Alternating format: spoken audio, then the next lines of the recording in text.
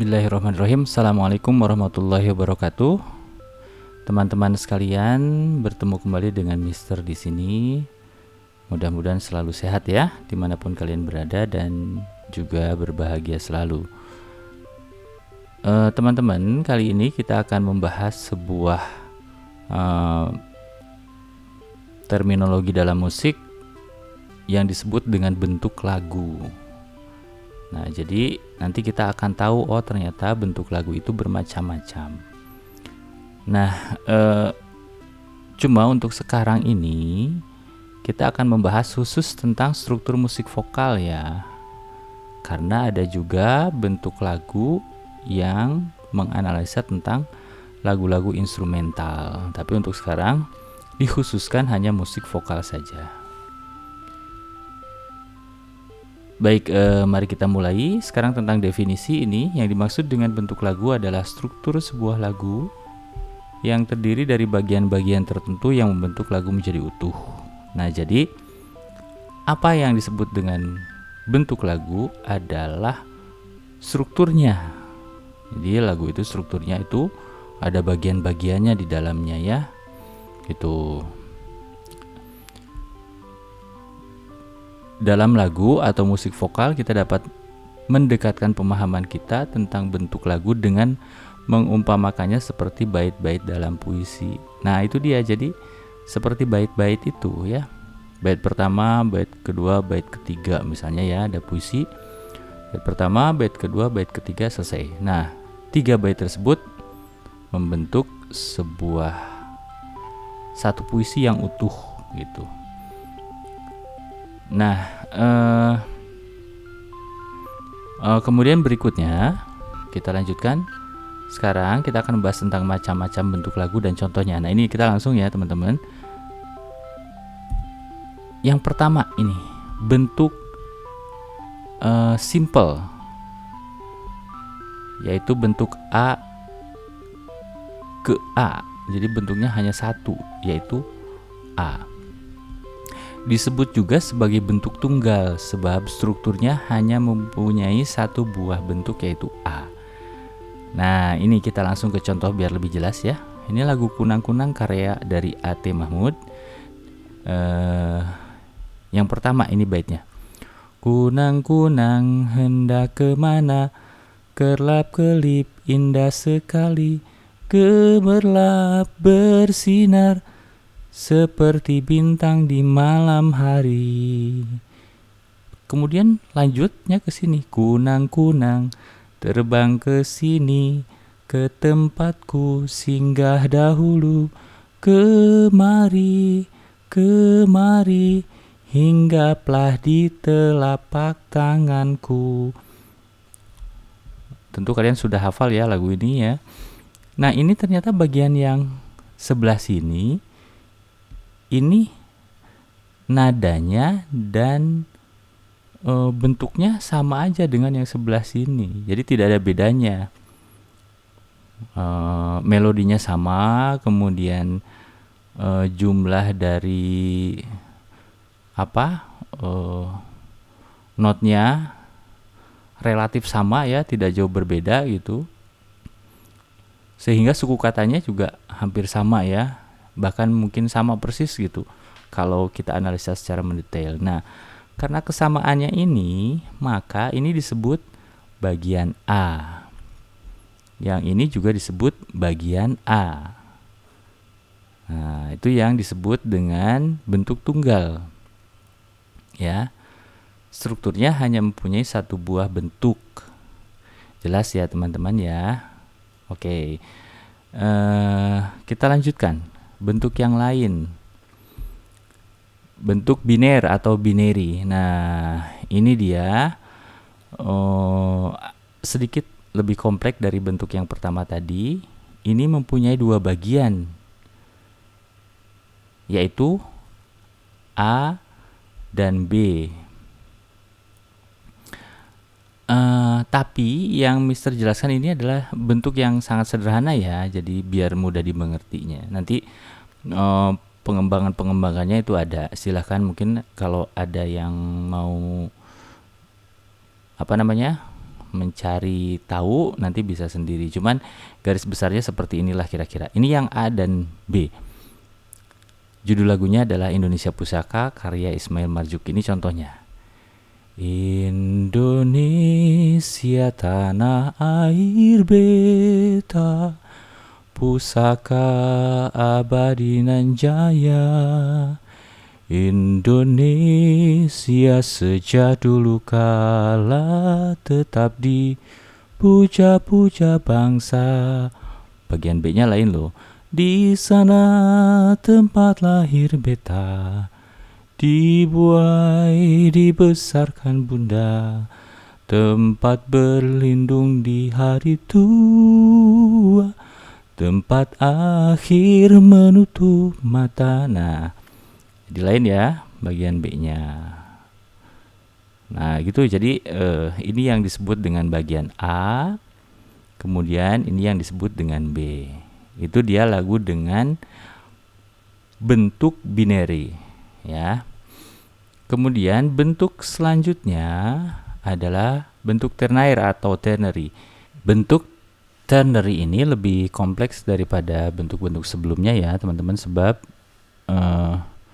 mempunyai bagian yang lebih banyak gitu. Nah ini dia, ada bagian A, bagian B, bagian A, kemudian A A B A, A A B A B A, kemudian ada bagian A B C, seperti itu ya. Nah kebetulan yang akan kita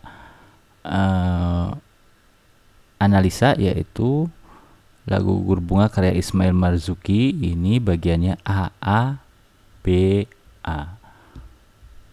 Nah seperti yang ini dia. Lagunya mungkin teman-teman juga sudah pada tahu ya. Betapa hatiku takkan pilu telah gugur pahlawanku, betapa hatiku takkan sedih hamba ditinggal sendiri. Kemudian bagian berikutnya ini masih bagian A, sama nadanya. Siapakah kini pelipur laranan setia dan perwira? Siapakah kini pahlawan hati, pembela bangsa sejati? Setelah itu baru deh, nah ini bagian B-nya lain. Telah gugur pahlawanku, tunai sudah janji bakti, gugur satu tumbuh seribu, tanah air jaya sakti. Lain kan dari bagian A sebelumnya. Kemudian bagian terakhir yaitu bagian A juga. Gugur bungaku di taman bakti, di haribaan pertiwi, harum semerbak menambahkan sari, tanah air jaya sakti. Lagunya seperti itu, jelas ya tadi teman-teman. A yang pertama ini sama persis, kemudian B lain, kemudian A yang terakhir sama dengan A sebelumnya. Nah sebetulnya yang lebih komplit itu bagian kalau ada lagu dengan bagian, ada bagian A, bagian B, bagian C. Kenapa? Karena dia mempunyai 3 buah bagian ya, A, B, C. Tapi teman-teman jangan khawatir karena menurut para ahli musikolog bagian A, A, B, A juga termasuk ke dalam ternary. Karena kenapa? Bagian A yang terakhir ini selain dia mempresentasikan sebagaimana 2A yang awal ini, dia juga merupakan penegasan. Jadi sifatnya tidak persis sama dengan 2A sebelumnya. Makanya dia termasuk ke dalam kelompok bentuk ternary. Seperti itu ya teman-teman ya. Nah, berikutnya adalah istilah modern untuk bagian lagu. Jadi begini, pada pembahasan sebelumnya, bentuk pertama, bentuk kedua, bentuk ketiga yang tadi itu, yang sudah kita bahas, itu mempergunakan istilah abjad untuk menamakan bagian-bagian lagu, seperti bagian A, bagian B, bagian C gitu ya. Nah pada zaman modern istilah-istilah itu berubah menjadi istilah khusus, tidak A, B, C lagi. Seperti ini. Dia ada bagian verse, ada bagian bridge, ada bagian ref, atau ref disebut juga chorus ya. Jadi dia tidak pakai, sekali lagi tidak pakai A, B, C lagi, tapi verse, bridge, ref. Nah kebetulan ini Mister mencoba mengambil contoh dari lagu Bunda karya dari Melly Goeslaw atau band Potret. Yang verse-nya ini sudah pada tahu teman-teman semua ya. Ku buka album biru penuh debu dan usang. Ku pandangi semua gambar diri kecil bersih belum ternoda. Pikirku pun melayang. Teringat dahulu penuh kasih. Teringat semua cerita orang tentang riwayatku. Bridge-nya, kata mereka diriku selalu dimanja. Kata mereka diriku selalu ditimang. Nah teman-teman, bridge ini adalah istilah bridge ini jadi bagian lagu yang mengantarkan dari satu situasi ke situasi yang lain gitu. Dia sifatnya mengantarkan. Nah di sini bridge ini berfungsi untuk mengantarkan ke verse berikutnya.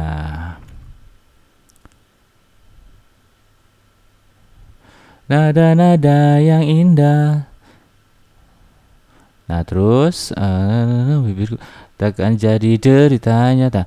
Tangan halus dan suci telah mengangkat tubuh ini, jiwa raga dan seluruh hidup rela dia berikan. Ini nadanya sama dengan verse yang pertama, maka dinamakan verse juga gitu.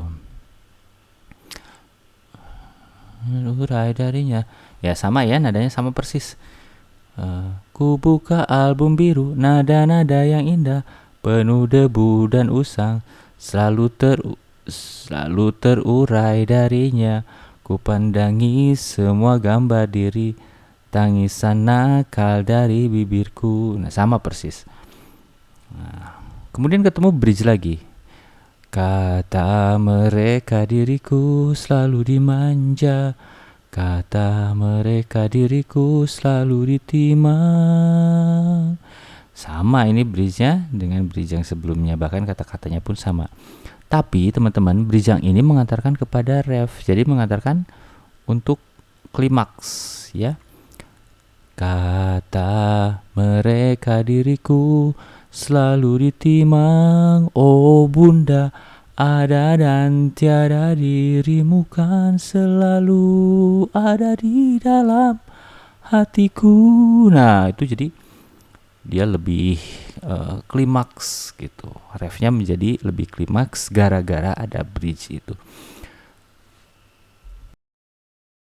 Demikian teman-teman pembahasan kita tentang bentuk lagu ya, bentuk musik vokal seperti itu.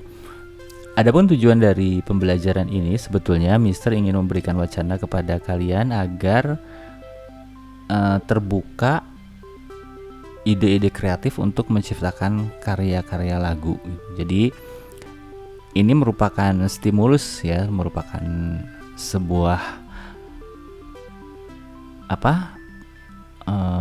rangsangan agar ide-ide berkarya untuk menciptakan lagu itu sedikit lebih terbuka. Mungkin nanti begini, jadi baiklah kita akan membuat sebuah lagu yang bertema tentang misalnya tentang persahabatan atau tentang keindahan alam gitu.